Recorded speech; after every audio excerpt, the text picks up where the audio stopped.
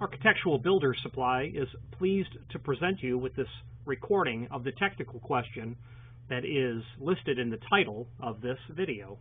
This call may be monitored and recorded for quality assurance. Okay, sir. Please give me the scenario again of the requirements. Yeah. Right. So it's a hotel. They're basically entry doors to a hallway, an interior.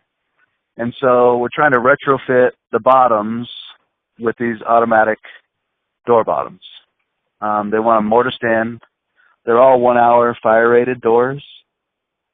And from trying to do my research before I give them a number, it basically seems that you can't actually modify the fire rated doors, even though the automatic bottoms are fire rated.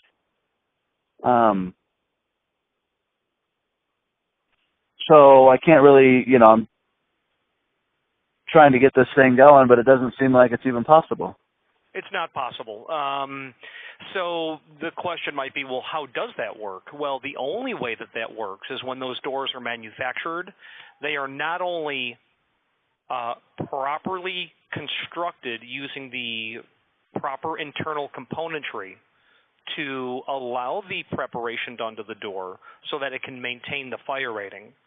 And the machining is done in a licensed shop, right, manufacturer or a licensed distributor.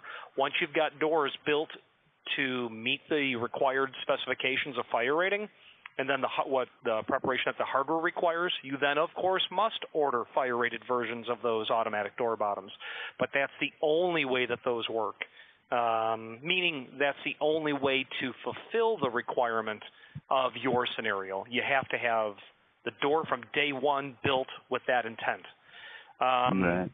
There's no realistic way to handle it, in quotes, short of there may be no way to handle it. It's possible that the original manufacturer of that door, their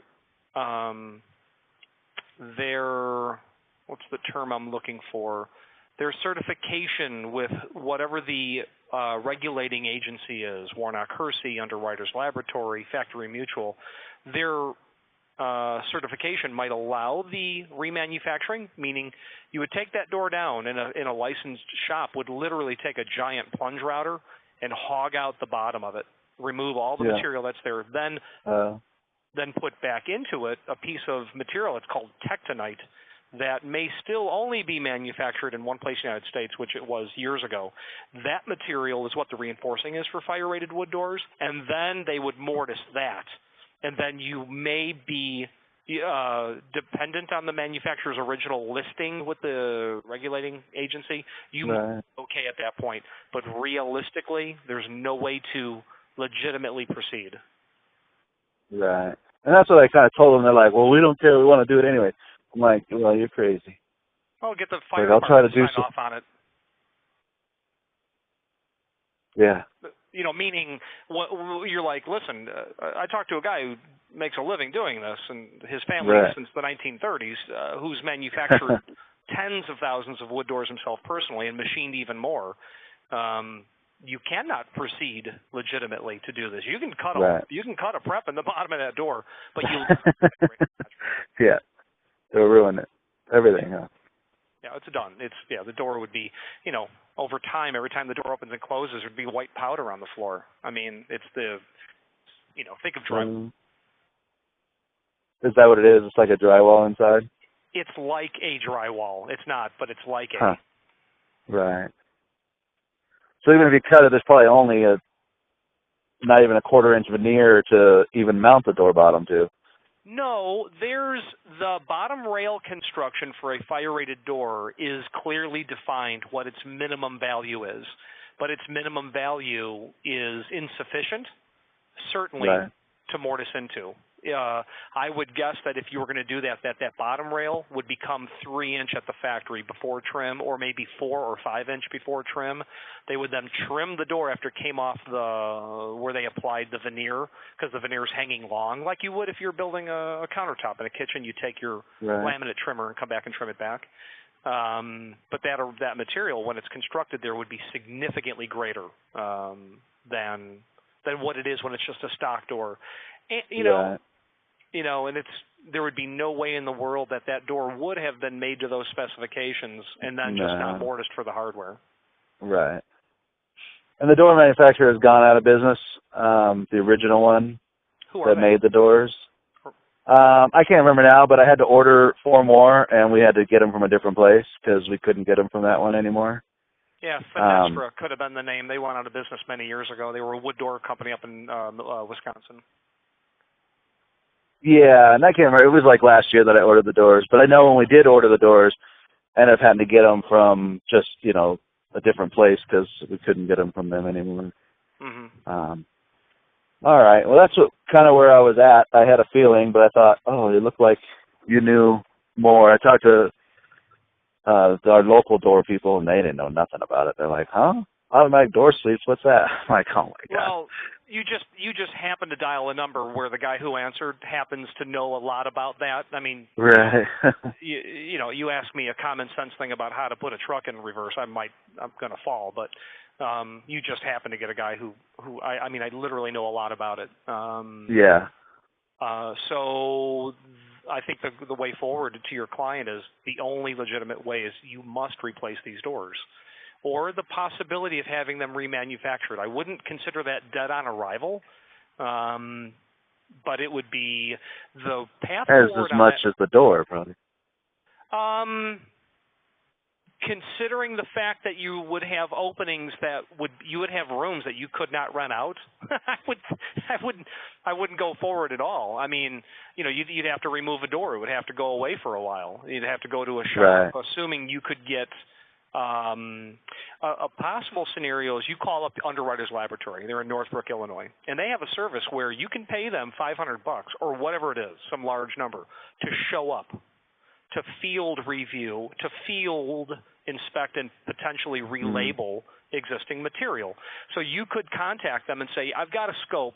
I need to take 100 doors. I need to get them remanufactured, restyled by a licensed shop, of which that's easy to find, but I can just help you. Oh, they can give you names as well. Right. And then that shop, to get licensed, they literally have to pay Underwriters Laboratory whatever. It's just a fee is all it is. But you're inspected monthly or quarterly. I forget what the frequency is. So they could possibly come up with a scenario. You're going to need to remanufacture them this way, use this material to these dimensions, using this tool, and it must be done in a licensed shop.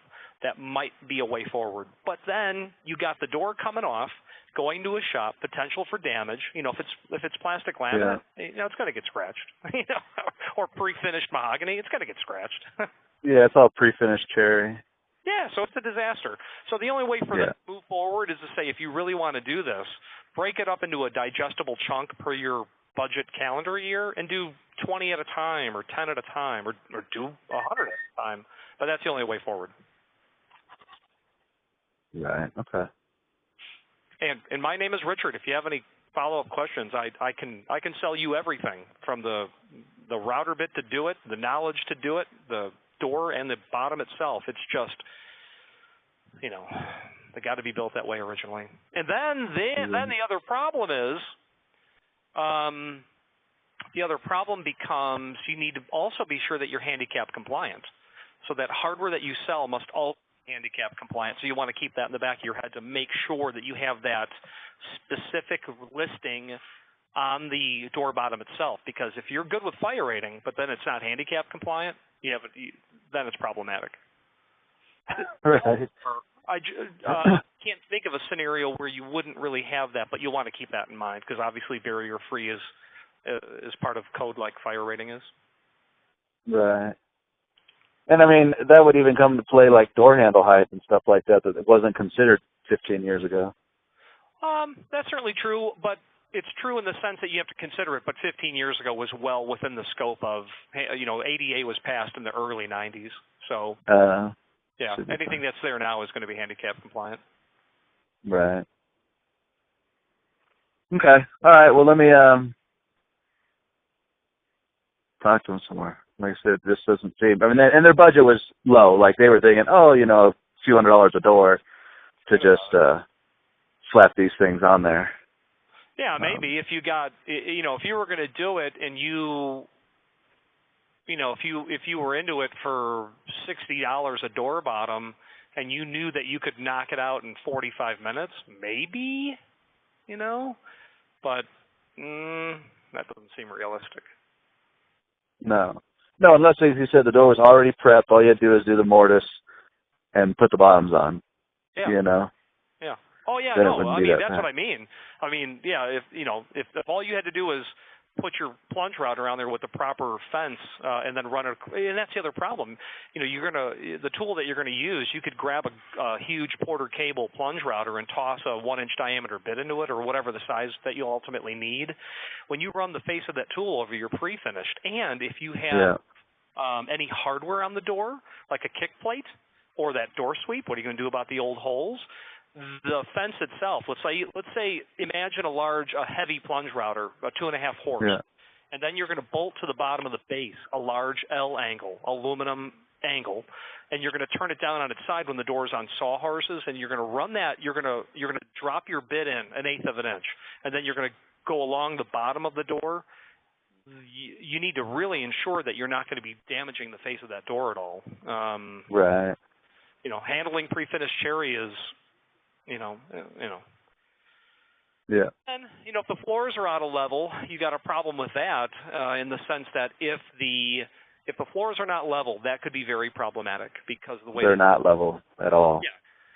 So if in any that was the other thing, was wondering if the switch set right. That was the next. The fire rating's the first part, because that just ultimately kills the whole project.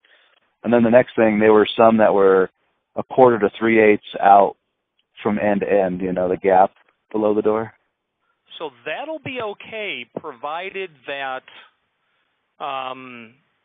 it's, maybe heavier on the hinge side, because the hinge side is where that's going to drop down first, and then it will knife down towards the lock side. But if you are 3/8 heavier on the lock side, it's going to hit first on the hinge side, but then get so heavily compressed on the hinge side to try to force it to drop the rest, it will never work, because as soon as you start to open the door, the plunger will retract. That's the action that will bring the drop bar back up into the housing. But if you have so much compression, you are literally going to have to open the door to, say, 15 degrees to get it to really start to get off the floor, but by then you're dragging it 5 inches. Oh, yeah, right. So lots of potential for failure. Lots of potential. You can play with that in your prep in terms of maybe tweaking or, sucking it off or off down a little bit to cheat it. But at the same time, you're dealing with, very clear licensed requirements in terms of hardware. The floor can't be out of level. And, it could be out a little bit, but 1/4, 3/8, it really sounds like it's going to happen.